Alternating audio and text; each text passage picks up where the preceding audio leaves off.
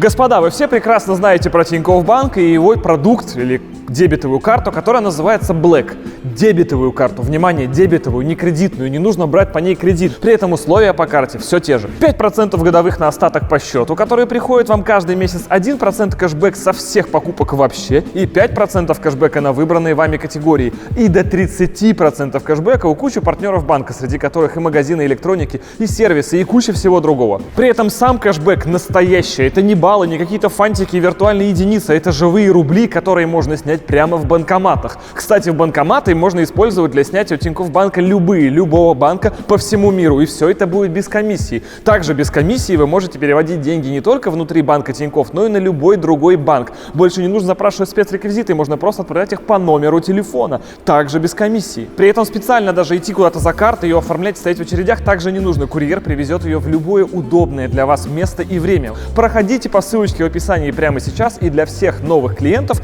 вы совершаете покупку, допустим, на 1000 рублей, а с нее 500 рублей возвращается обратно живым кэшбэком, который опять же можно снять в банкоматах. Так что проходите по ссылочкам в описании и пользуйтесь. Тинькофф Банк. Да, господа, серия по Волге должна была начинаться совсем по-другому, но будет начинаться именно так. Дело в том, что последний раз мы у Волги были в сентябре, и это был зачищенный до металла, практически готовый к покрасу кузов. То есть работы идут. Я не хочу сказать, сегодня не будет никаких разоблачений, я сразу вам скажу. Мы никого не будем уничтожать или говорить, что есть плохие люди, есть хорошие. Они нормальные, но просто немного ленятся или что-то идет не так. И конкретно вот что идет не так, мы узнаем сегодня, потому что в сентябре 10 числа была эта фотография в Инстаграме, а сегодня у нас 4 декабря. Итого прошло 2 месяца, октябрь, ноябрь, 3, 2,5 месяца. И мы узнаем, что за 2,5 месяца изменилось от того сентября. Пойдем.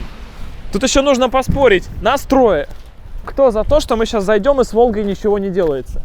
Все трое, я понял. Спасибо. Если бы нас было 20, мне кажется, результат бы не изменился. Но тем не менее. По крайней мере, мы вам сегодня расскажем, что с ней, как она выглядит, что уже сделано и что предстоит. То есть в любом случае какое-то движение будет. Ну-ка, я надеюсь, мы сразу застанем руководство. Вон она там, наверное, в углу. Кстати, да. Здравствуйте. Никого нет. Сейчас мы кого-нибудь найдем. Здравствуй, большой человек. Мы тут все большие. Мы все проиграли. Мы все проиграли. А? Такого не ожидал никто. Прикинь, Владян, ты такое хоть раз видел? Хоть один раз ты здесь такое видел? Мы все ошибались. Вот вам и первое разоблачение. Мы сами ошибались. То есть на самом деле все в полном порядке. Смотрите, из простого Волги 2. Я купил вторую Волгу. Вернее, не я, а мне помогли ребята из этого же сервиса. Они сами ее нашли в Мурманске и привезли сюда еще одну Волгу. Практически в идеальном состоянии. Для того, чтобы сделать донора, потому что нужно было такое огромное количество кузовных деталей, крылья, двери, элементы по салону, часть стекол. Вот видите, здесь даже написано, чего не хватает, чего еще нужно докупить, привезти, чтобы было проще купить донора. Таким образом, у меня теперь есть две 21-е Волги, ну, одну из которых мы разбираем и ставим все на это. И, казалось бы, где логика? Ее особо нет, потому что можно было просто сразу найти практически идеальную Волгу за 1 000 000 рублей и воткнуть в нее электрический движок, и все. Но тогда не было бы истории, понимаете? Потому что однажды где-то на задворках, собственно, мы все прекрасно знаем чего, Серного острова, где я сейчас катаюсь на гидриках, вот там же стояла эта Волга, ровно в том же месте, где сейчас я, в принципе, держу гидрик и так далее. Мы ее подняли из пепла, и однажды она поедет. Все только ради того, чтобы совершилась эта история. Ну, собственно, вот ее фактическое состояние.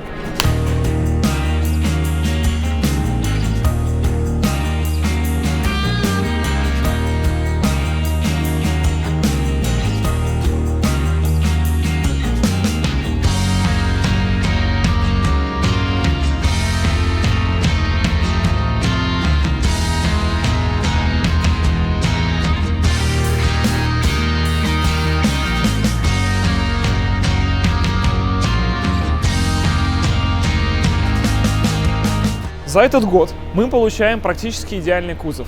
практически идеальный.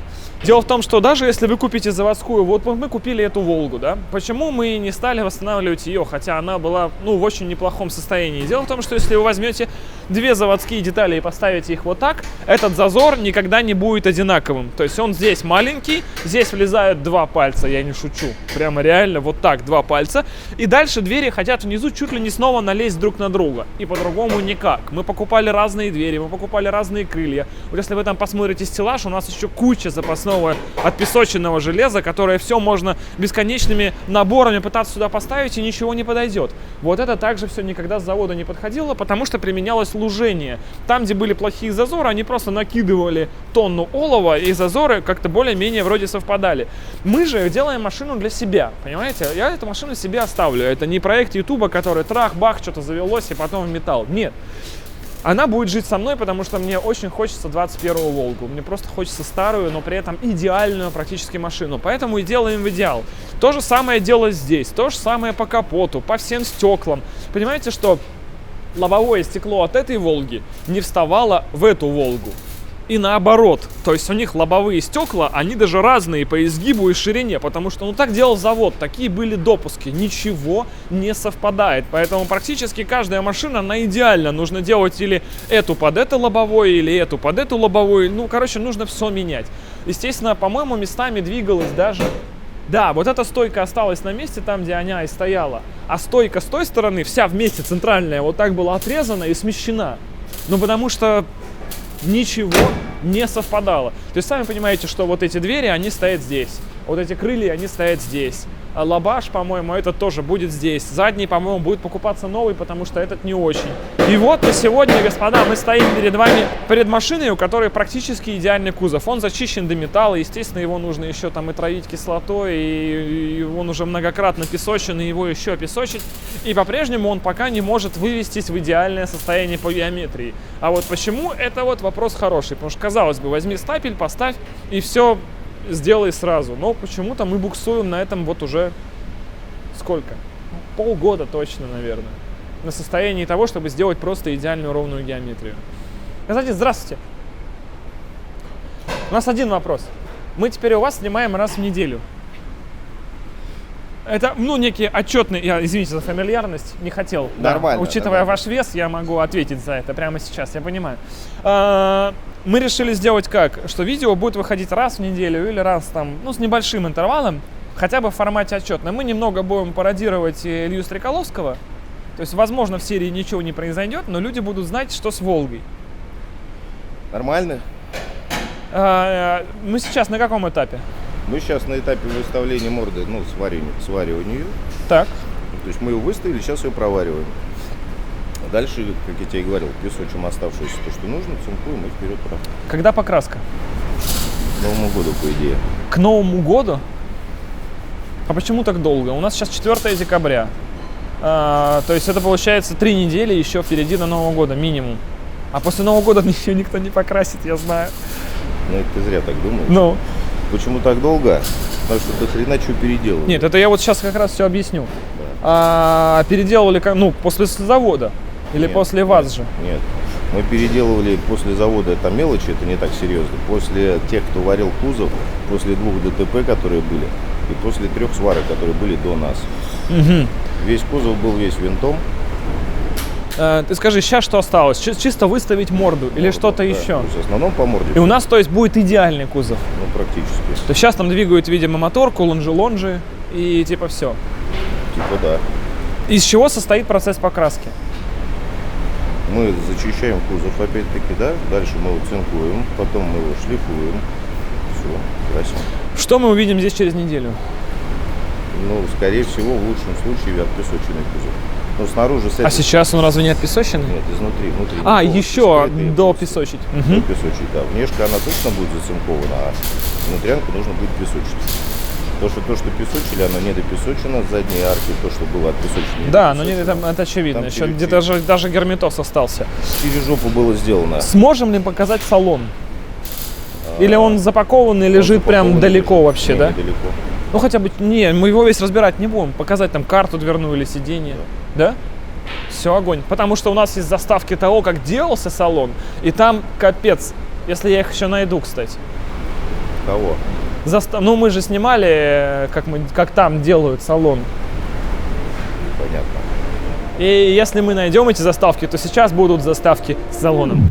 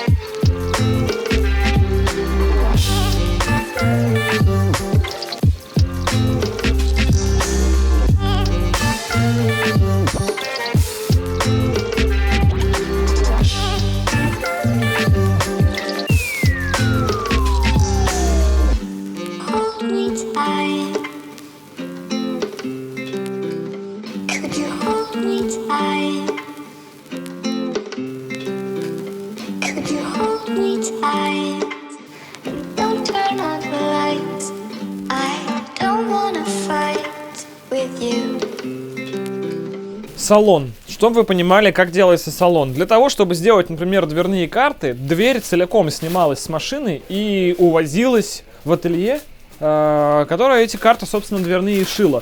Потому что, опять же, как я и говорил, помимо разных дверей, разных крыльев, также, соответственно, под них подгоняются и карты. То есть невозможно сделать универсальную карту на 21-ю Волгу, чтобы она встала на дверь идеально. Для того, чтобы было так, как мы хотим, нужно по каждой отдельной двери отдельно изготавливать дверную карту. И в итоге у нас сейчас есть из оригинальных материалов. Это дермантин, как он и был на Волге. Это не кожа, не алькантара, не эко-кожа. И не буйвол. Не буйвол, да, не... Как их там называют все эти красивые? Оксфорд. Кожа, Напа, да, это все прям сделано в СССР, господа. Рисунок также взят каталожный, потому что оказалось, что по 21-й Волге есть разные всякие книги, чуть ли не энциклопедии, где вы можете узнать, что вот к такому рисунку дверей должен был идти только вот такая вот строчка на сидушке и так далее. Ручки дверные, вы посмотрите, как они восстановлены. Вот это прикол. Слушай, насколько это все приятно. Я уже представляю, как я сяду в этот салон, вот так возьмусь за эту ручку и закрою. То есть все было бы проще, если бы мы хотели сделать просто проект на ютубе. Но мы хотим сделать приборку от Nissan Leaf. Да. А, это у нас ручка на потолке, которая? Да. Нет, это я не буду держаться за... Ты можешь за мою подержаться, да. Это ручки пассажиров задних, которые держатся за переднюю шконку Машина же вместе. провода. А потолок мы ничего не делали с ним. Потолок ничего не делали, да. И это Но его тоже можно будет, если что, новый по поводу купить. ателье-то изготовления дверных карт мы помним, кто их делал. Их делала первая реставрационная. В конечном итоге, да? Уверен? Нет? Нет. Здравствуйте. Я кому видосики отправлял о том, что Точно! это handmade. Да, И каждая точно. карта индивидуальная. Ее теперь не испортишь. Она отформована под дверь каждую. Чики-чики. Смех смехом, а первая реставрационная за вами еще не успевала. Вы слишком быстро работаете. К примеру, вам нужно перетянуть сиденье. Сейчас, секундочку. Это оригинальные сиденья наши. Ну, они сделаны из оригинальных. Из оригинальных в этом сиденье, как вы сами понимаете, остается только вот эта арматура. При разборе Волги выяснилось, что даже все вот это железо, которое вы увидите внизу, оно гнилое. Вы снимаете сиденье и говорите пацанам: ну окей, приезжай, мне нужно только вот это перетянуть, вот сделайте мне это красное, красивое, вот такое, и все. Не пробило пленочку? Нет, повезло.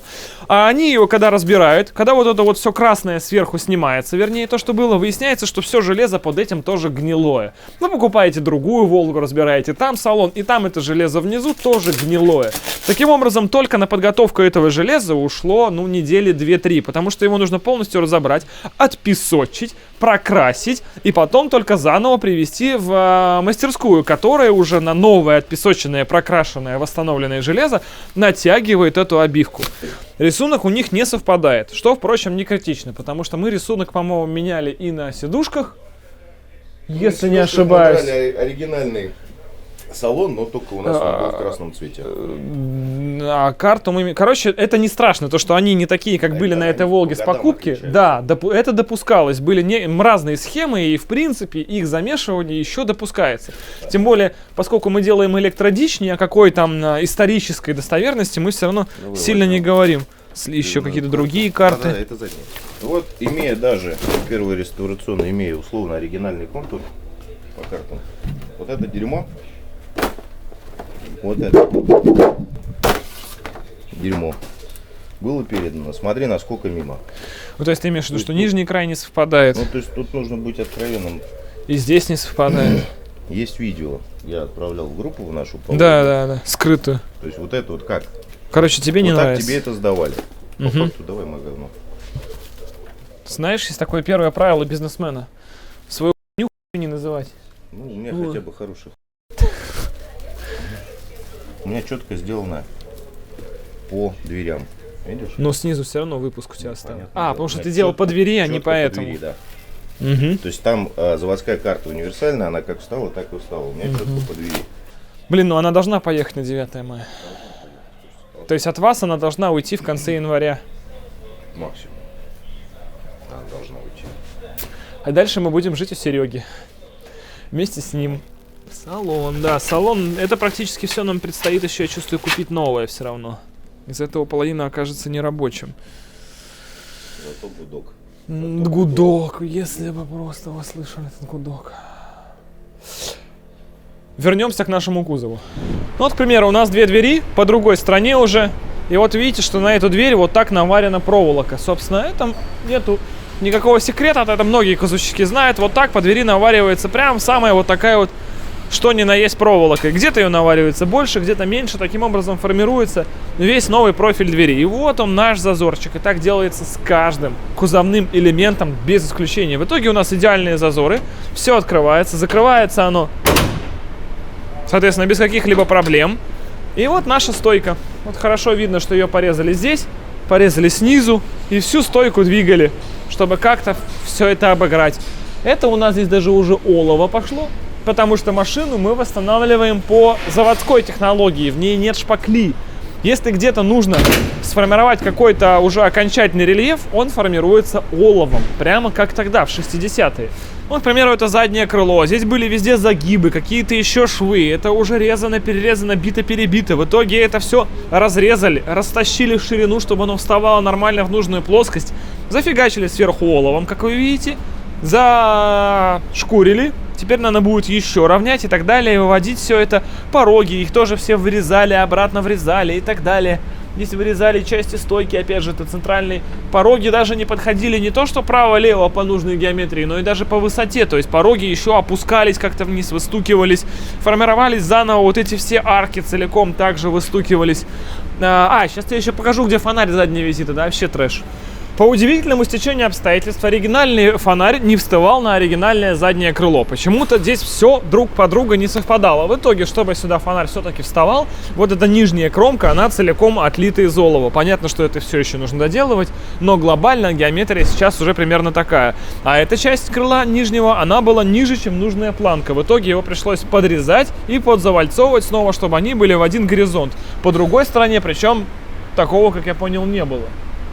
То же самое было, то есть оно все как-то провисшее, бананом такая типа.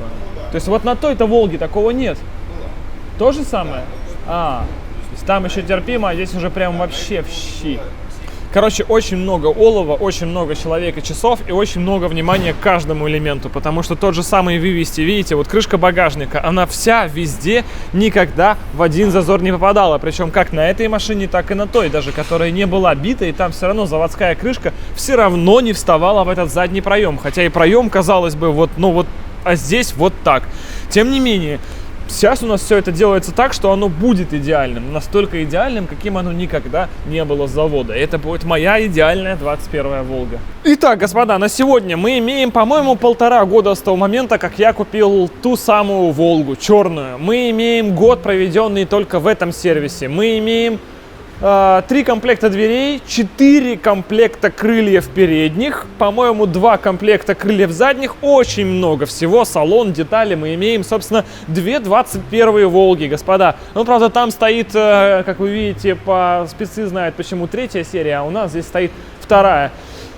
И мы имеем огромное количество терпения в запасе, которого уже, конечно, много потрачено. Мы имеем ответ на вопрос, что где Волга. И получается, что через недельку-полторы в любом случае выходит следующее видео. Да, мы решили немного отойти от нашего привычного графика, потому что мы всегда снимали видео, когда у нас есть результат. Мы вам показывали о том, чего же мы достигли. В данном случае проделана большая работа, но она вся на самом деле абсолютно незрелищная. Представляете, год вот это все вот вышкуривать, вытягивать, оловом заливать, выплавлять и так далее. И сколько еще всего этого впереди. Поэтому пусть даже это будут какие-то короткие серии. Может быть, они будут выходить дополнительно к уже выходящим видео, то есть не сбивать график других. Но, по крайней мере, постараемся какие-то более-менее понятные сроки выпускать серии, в которых будем говорить, что, ребята, с Волга вот в таком состоянии. Она движется, она делается. Ничто не забыто, никто не забыт. И Волга все-таки поедет. И очень хорошо, если вы все-таки на 9 мая. Мы пропустили то 9 мая, но впереди еще следующее. И очень хочется однажды взять за руку вот эту свежую перетянутую ручку в дермантине, сесть на эти новенькие перетянутые кресла. Еще реставрация приборки. Потом еще все это уезжает обратно Сереге. Сюда будет интегрироваться электрическая часть. Очень много всего. Потом, скорее всего, после интеграции электрической части будет заново еще покраска кузовня. В общем, ребята, на самом деле работы еще огромное количество, но просто, чтобы вы понимали, рук особо никто не опускал. Хотя это невероятно трудно. Это первый и единственный раз в моей жизни, когда я вписался в реставрацию. И больше я этого вписываться не буду, потому что это дичь. Нормальная реставрация длится по срокам 3,5-5 лет. И стоит на такую машину 2,5-4 миллиона рублей. Я потратил где-то уже 1,5, наверное, на все это. И мне кажется, еще единица, как минимум, мне предстоит. Но у меня будет эта идеальная электрическая 21-я черная Волга на красном салоне, на которой я однажды красиво по Невскому все-таки проеду. Капец, ребята, кто из 2039, опять же, скажите в комментариях сразу, спойлер киньте, поехал я однажды или нет. Просто вам там в будущем-то уже понятно, вы можете написать, а мы здесь сразу узнаем. Спасибо вам, огромное всем удачи и пока.